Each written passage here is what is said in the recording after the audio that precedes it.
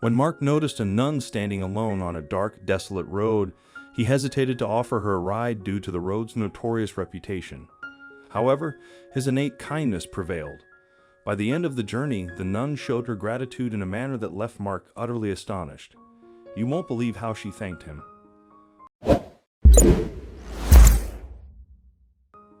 Mark became a truck driver out of necessity, having grown up in a home devoid of parental love, care, and guidance. His father was abusive, and his mother never found the courage to defend him. In high school, Mark reached his breaking point and ran away from home. While hitchhiking across the country, Mark met an old trucker who quickly sensed his troubles. When asked what was wrong, Mark opened up and shared his story. Deeply moved, the trucker decided to help. He took Mark into his home and raised him as if he were his own family. When Mark turned 28, his foster father advised him that it was time to get a more stable job. Until then, he had been helping the old man with various errands. Now it was time for him to start looking into different opportunities and finding one that suited him best. With a recommendation from his foster father, Mark got his first truck driving job and started his career as a driver. A year later, Mark got married to a beautiful woman, Emily, and she got pregnant a few months after the wedding. The couple didn't realize they were having quadruplets until it was almost too late. This led to health complications that made Emily unable to work, so she became a stay-at-home wife and helped Mark in every way that she could. In due time, Emily gave birth to a set of healthy quadruplets, 3 boys and a girl. With the arrival of the kids, Mark, who didn't want to be irresponsible like his dad, increased his shifts on the road. His determination to keep his family well cared for drove him to keep looking for extra gigs.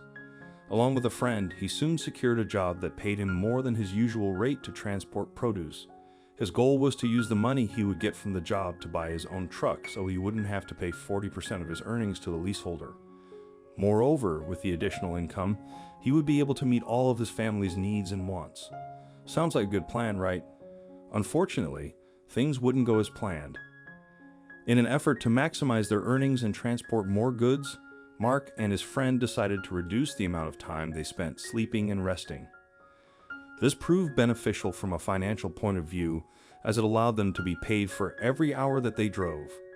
They also didn't have to spend money staying overnight at motels. But one night, something tragic happened. That night, while Mark was behind the wheel driving to their next delivery stop, they were involved in a ghastly accident. Unfortunately, Mark had dozed off for a few seconds and only woke up when another truck collided with them. The impact of the crash knocked Mark out instantly, but his friend did not survive. The process of recovery was long and arduous, leading Mark to lose his life savings and earnings. His family, once living comfortably, was plunged into poverty. Mark's tenacity, however, quickly got him back on the road. Unfortunately, it would be years before he could afford his own truck again. On his first trip after the accident, something unexpected happened. Mark, driving solo, needed a place to stop for the night before exhaustion set in. Unable to afford a motel, he decided to park on the side of the road and sleep there. To reach the next rest stop, he had to pass through a dark, lonely road. Just as he was about to turn back onto the highway, he noticed a nun standing alone by the side of the road, holding out her hand for a lift. Mark hesitated. He had heard stories of truck drivers being robbed on the road and didn't want to risk it. The only money he had was his earnings from his last delivery, meant for his family. He was about to drive away, but noticed the nun's exhausted and frightened expression. This made him pause and reconsider his decision. "Where are you headed?" he asked after rolling down the window. "Just until you get to the shack," she replied, and he signaled her to get into the truck. The nun climbed into the truck, and Mark drove off before she even got settled into her seat. When he saw that she was shivering, he passed her his jacket. She snuggled into the large garment and fell asleep almost immediately. While she slept, Mark wondered why she had been out there on that part of the road and why she was heading to the shack. The shack was a strip club that was a favorite among many truck drivers because it was right on the highway, and it was only a 3-kilometer drive away from the rest stop that Mark was heading to. It wasn't a place for a nun to be, especially at that time of the night, but Mark kept his thoughts to himself. One day they got to the shack. He woke up the nun, But instead of getting down, she faced him first. "I have a big favor to ask. I just need to pick something up, and then I need a ride until we get to the next town," she said. Mark found the request suspicious and was tempted to tell her no and continue on his journey, but he was never one who could turn down helpless people. "All right, but you have to make it quick," he replied. The nun heaved a sigh of relief. She hurried into the club as quickly as she could, but she didn't come out on time. Mark was tired and hungry. He considered driving off but thought of how his wife would disapprove, so he stayed. A few minutes later, the nun came out of the club, but she wasn't alone. She was with another woman who appeared to be under the influence. Behind the women were some thugs who were closely following them. Mark sensed danger, so he immediately jumped out of his truck and moved in their direction, only for the thugs to surround him and the women. "Sister, leave the chick alone, and we won't be forced to hurt you," one of the thugs said. But the nun said nothing and just held the woman tightly. Mark then took charge. He told the thugs off, but they didn't relent, so he was forced to pay them off with all his earnings.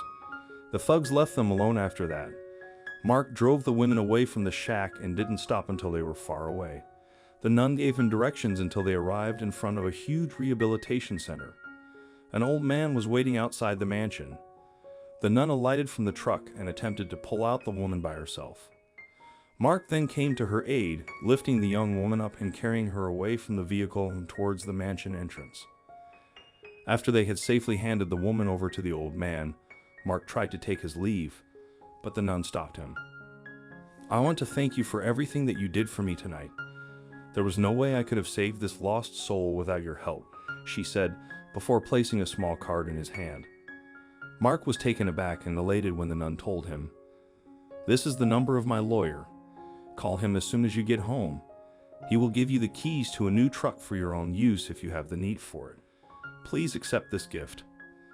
Afterward, she explained how her father had left her all his estates upon his death. Despite joining the convent, she decided to use her wealth and influence to help women successfully undergo rehabilitation.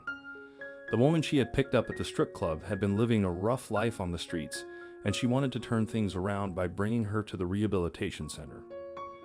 "This wouldn't have been possible without your help," the nun said. Mark thanked her profusely and walked back to his truck. He had just started the engine when the nun came running towards him, holding something. It was his jacket. He took the jacket from her and drove off. It wasn't until he was almost home that he reached into the pocket for the pills he had been prescribed at the hospital. Instead of the bottle, he felt something hard. He pulled out a big wad of cash along with a card. The card read, "The world needs more men like you." When he counted the money, it was more than enough to support his family until his next trip. Mark went home with the money, happier than he had been in a long time.